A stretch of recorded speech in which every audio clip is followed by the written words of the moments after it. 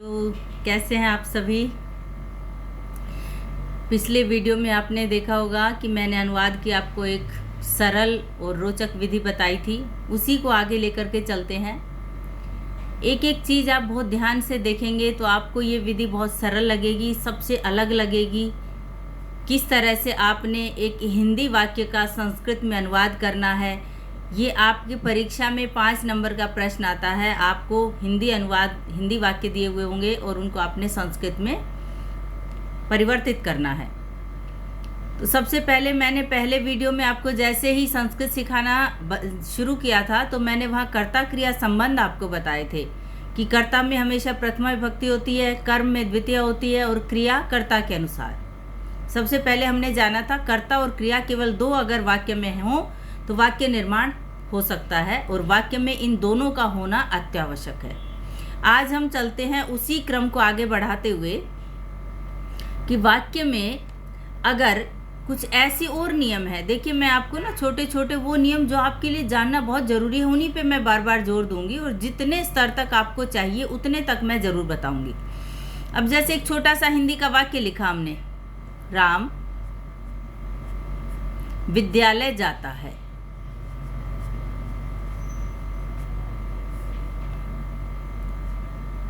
जाता है, ठीक है।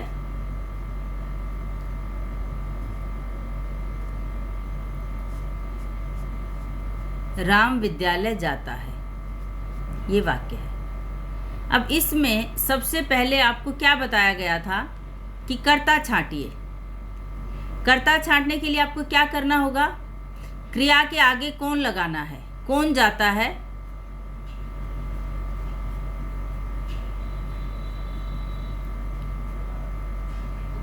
आपको इसका उत्तर मिलेगा, कौन जा रहा है विद्यालय, राम।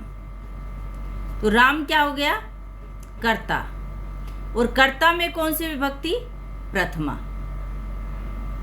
देखिए, यह है एक आपका कर्ता तक पहुंचने की ये सीढ़ी। सबसे पहले आप क्रिया ढूंढेंगे वाक्य में, जाता है ये क्रिया है। क्रिया के आगे आपने लिख दिया कौन जाता है, आपका उत्तर आया राम जाता है। अब राम क्या हो गया, कर्ता। और कर्ता में कौन सी विभक्ति, प्रथमा। तो हम यहाँ पर राम के स्थान पर क्या बना देंगे, रामः। प्रथमा विभक्ति में रामः, रामौ, रामः ये शब्द रूप सिखाए थे ना मैं सिर्फ अकारांत शब्द रूप का ही अभी प्रयोग करूंगी क्योंकि मैंने अभी आकारांत, इकारांत, तुकारांत आपको नहीं बताए हैं। तो इन्हीं वाक्यों में लेकर के चलते हैं। आपके पास क्या आएगा, रामः। अब बात आती है कर्म क्या है इसमें, कर्म क्या है,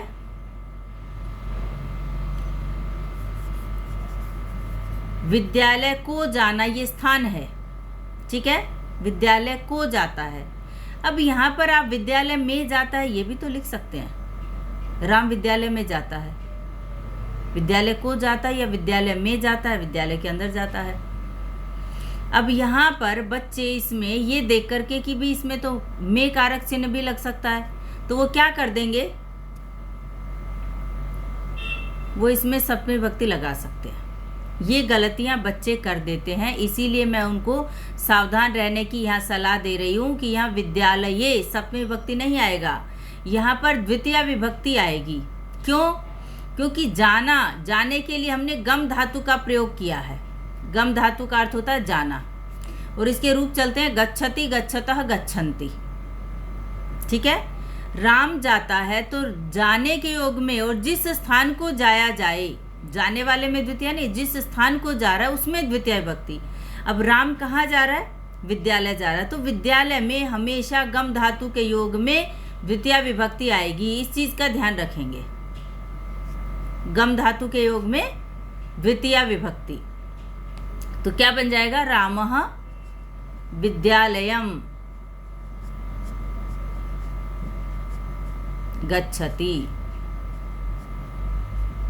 गच्छति क्यों आया, क्योंकि राम प्रथम पुरुष की क्रिया है तो हमने प्रथम पुरुष के ही प्रत्यय उठाए।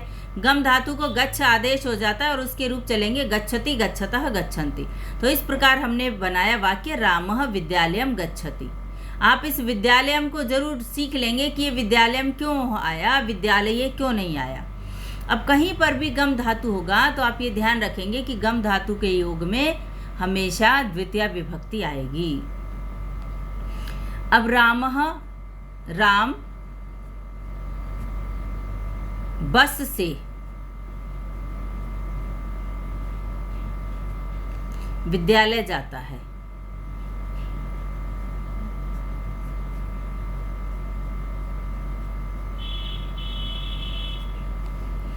अब इसमें सबसे पहले वही ट्रिक, करता कौन है, कौन जाता है, राम।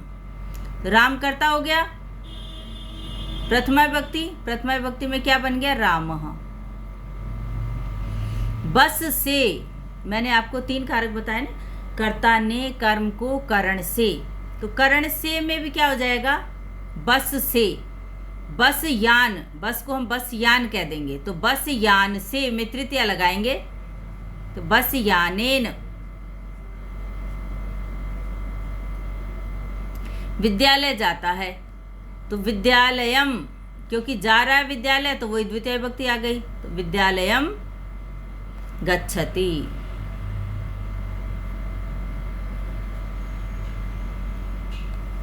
दो बालक, वाक्य है हमारे पास, 2 बालक बाजार जाते हैं।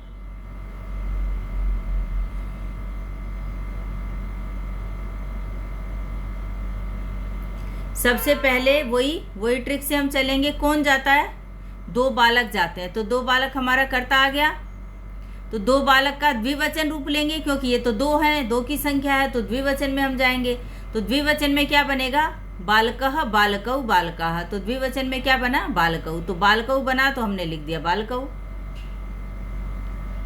बालकौ। बाजार की संस्कृत होती है आपणम, आपणम, इसमें द्वितीय में भी आपणम ही बनेगा, आपणम, आपणे, आपणानि, तो आपणम। अब जाते हैं, कितने जा रहे हैं, 2, तो द्विवचन है, तो तीत अंति में से द्विवचन का ही प्रत्यय हम उठाएंगे। इस बात का आपने विशेष ध्यान रखना है। अक्सर गलती कहाँ होती है, जब आप क्रिया लगाने लगते हैं तो इस कर्ता को भूल जाते हैं। आपने बिल्कुल आमने सामने इस आपणम को आप भूल जाएं थोड़ी देर, आपका संबंध बिल्कुल यहाँ से इस क्रिया पर आ जाएगा कि क्रिया में बना रहा हूँ, तो कौन सा पुरुष आएगा, कौन सा वचन आएगा। अब पुरुष, इसमें प्रथम पुरुष ही आएगा। क्यों आया प्रथम पुरुष, क्योंकि यहाँ त्वम युवाम यूयम भी नहीं है, अहम आवाम वयम भी नहीं है, मैं और तुम की तो बात ही नहीं हो रही है, किसी तीसरे व्यक्ति की बात हो रही है, तो तीसरा व्यक्ति प्रथम पुरुष की श्रेणी में गिना जाएगा। तो यहाँ पर ती तह अंति में से अब द्विवचन में क्या लेंगे, ती तह। हमने जब ऐसे इसको हिसाब लगाया तो हमारे पास क्या आया, ती तह अंति, तो तह आया दूसरे नंबर पर, तो ये द्विवचन हो गया। तो गच्छ का क्या बन जाएगा, गच्छतः, बालकौ आपणम गच्छतः। ठीक है। अब बारी आती है तृतीया विभक्ति के कुछ ऐसे नियम जहां पर आपको कारक चिन्ह तो दिखाई दे रहा है किसी और विभक्ति का, और आप लगा तृतीया रहे हैं। ऐसा कैसे, करण कारक मैं पढ़ा रही हूं आपको। करण कारक किस किस के योग में तृतीया आती है, सह के योग में, विना के योग में, विना के योग में द्वितीय विभक्ति भी आती है, तो आप द्वितीय भी लगा सकते हैं। साकम, समम, सार्धम, इन सब का अर्थ ही एक ही होता है, साथ में, ये होता है विना। ठीक है। अब जैसे लक्ष्मण राम के साथ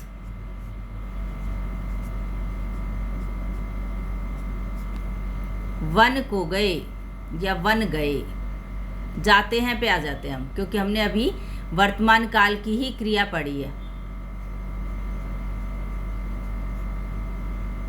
वन जाते हैं, लक्ष्मण राम के साथ वन जाते हैं। कौन जाता है, अब यहाँ पर कुछ बच्चों को तो राम दिखाई दे जाएंगे, किसी को लक्ष्मण दिखाई देंगे, क्योंकि 2 नाम आ गए। अब 2 नाम भले ही हो, आपने क्रिया के साथ में कौन जरूर लगाना है। कौन जाते हैं, कौन जाते हैं?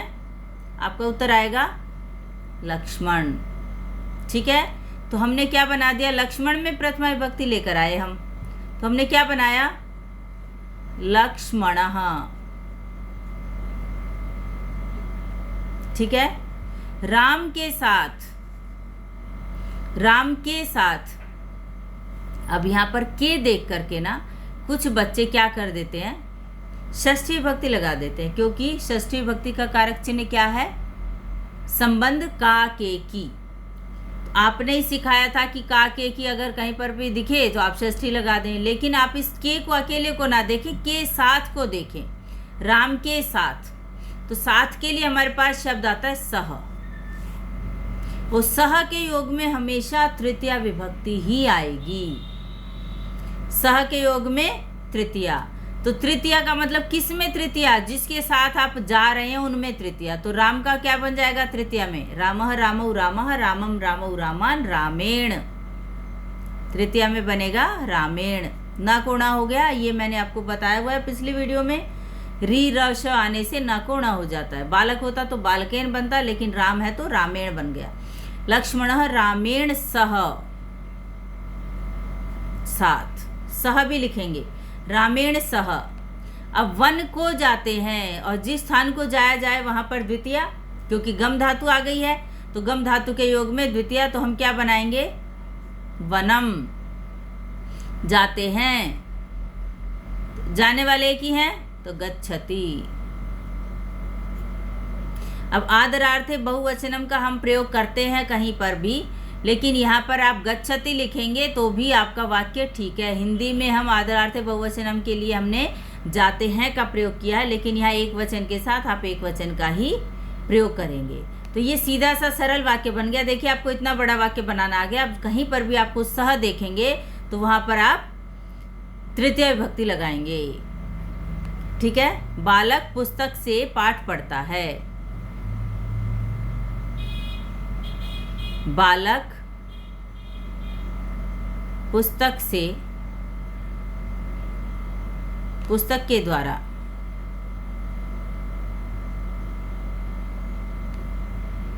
पाठ पढ़ते हैं। पढ़ते हैं ले लिया मैंने। थोड़ा सा आपको एक वचन से आगे बहुवचन की भी जानकारी होनी चाहिए, और आप उसका अभ्यास भी साथ साथ करते जाएं। तो यहाँ पर क्या होगा? देखिए, बालक पुस्तक के द्वारा पाठ पढ़ते हैं। पढ़ने वाले कितने हैं और कौन पढ़ रहा है? कौन का उत्तर यहाँ पर? कौन, कौन पढ़ते हैं। ये मैं आपको बार बार लिख रही हूँ ताकि आप बार बार भूलें नहीं, क्योंकि मुझे पता है कि बच्चे यहाँ पर थोड़ी देर, जब तक मैं बोलूँगी तब तक तो उन्हें याद रहेगा, फिर थोड़ी देर बाद वो भूल जाएंगे कि किस में प्रथमा किस में द्वितीया। इसलिए मैं आपको बार बार बता रही हूँ कि कौन पढ़ते हैं। कौन का उत्तर हमारे पास क्या आ गया? बालक। बालक में प्रथमा। और पढ़ते हैं का मतलब बहुत सारे बालक हैं। जब बहुत सारे बालक हैं तो कौन सा वचन आना चाहिए? बहुवचन। बालक शब्द का राम के जैसा रूप चलेगा, रामः रामौ रामाः। तो बालकः बालकौ बालकाः, तो क्या बन जाएगा? बालकाः, बालकाः। पुस्तक के द्वारा, से के द्वारा में तृतीय विभक्ति होती है, तो पुस्तकेन, पुस्तक की सहायता से, पुस्तकेन। पाठ को, तो द्वितीय विभक्ति हो गई। पाठ को पढ़ते हैं तो पाठम, पढ़ते हैं। पठति पठतः पठन्ति, क्या लिखेंगे? पठन्ति। पठन्ति क्यों लिखा? क्योंकि कर्ता में बहुवचन था, तो क्रिया भी बहुवचन की ही आएगी। बालकाः पुस्तकेन पाठम पठन्ति। बालक पुस्तक से पाठ पढ़ते हैं। समझ आया आपको? उसके बाद आज हम आपको क्या बताने वाले हैं? इससे अगला कारक। इससे अगला कारक क्या है? संप्रदान कारक।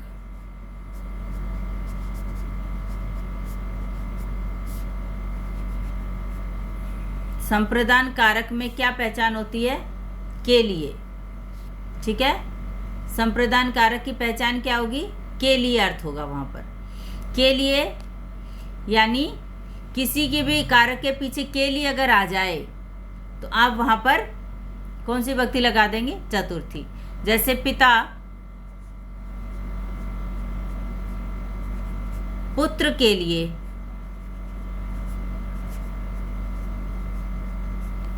फल लाते हैं।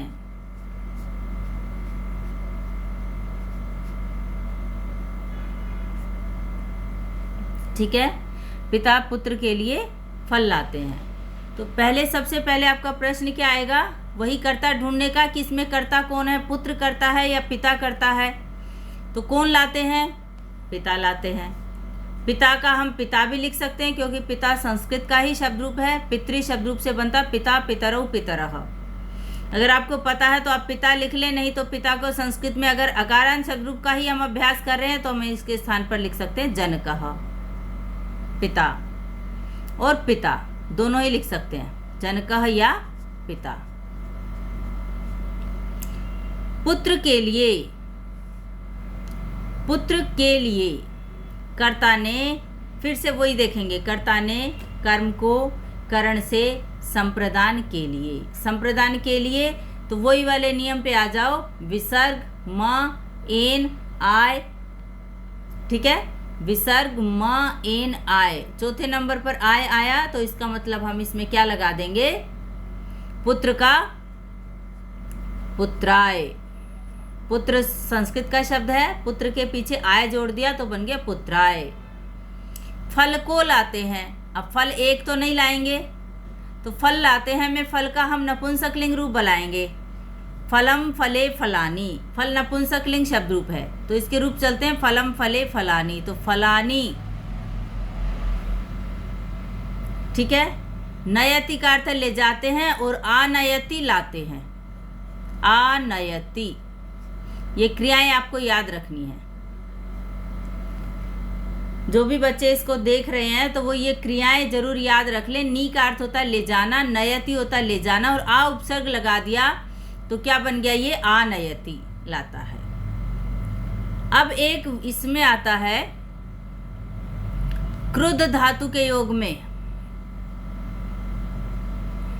और दा धातु के योग में भी, आपके स्तर तक का ही मैं बताऊंगी। क्रुद्ध धातु के योग में और दा धातु के योग में भी चतुर्थी विभक्ति होती है। अब इसके उदाहरण देख लेते हैं। चतुर्थी विभक्ति, पिता पुत्र पर क्रोध करते हैं, पिता पुत्र पर क्रोध करते हैं।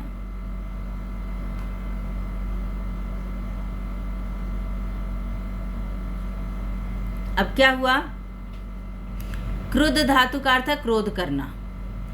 अब वही सबसे पहले कर्ता पर ये क्रोध करते हैं, ये क्रुद्ध धातु के अंतर्गत ही ये पूरी क्रिया आ जाएगी। कौन क्रोध कर रहा है? पिता। पिता कर्ता हो गए तो हम पिता ही लिख देंगे, जनकः लिखें या पिता लिखें, पिता। पुत्र पर, अब देखिए यहाँ पर आपको अगर ये नियम क्रुद्ध धातु का नहीं ज्ञात है, अगर आप नहीं जानते हैं कि क्रुद्ध धातु के योग में चतुर्थी विभक्ति आती है, तो आप क्या कर देंगे? इसमें में और पर के अनुसार आप यहाँ पर सप्तमी विभक्ति भी लगा सकते हैं। तो सप्तमी विभक्ति यहाँ पर नहीं आएगी, पुत्रे नहीं होगा, पुत्राय। पुत्राय क्रोध करते हैं तो क्या बन जाएगा? क्रुद्ध धातु थी क्रुध्यति, पिता पुत्राय क्रुध्यति। ठीक है, ऐसे ही दा धातु के योग में दा का अर्थ कहीं पर भी देते हैं अगर आ जाए, राजा भिखारी को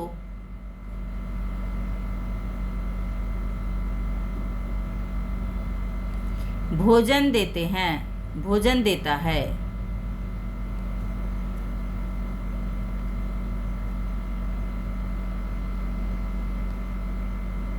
भोजन देता है। कौन भोजन देता है? देने की क्रिया कौन कर रहा है? राजा। तो क्या हो जाएगा? राजा भी संस्कृत का ही शब्द है तो राजा को राजा ही लिख देंगे। राजन शब्द रूप होता है राजा, राजाना, राजाना ऐसे रूप चलते हैं तो हमने राजा को राजा ही लिखा।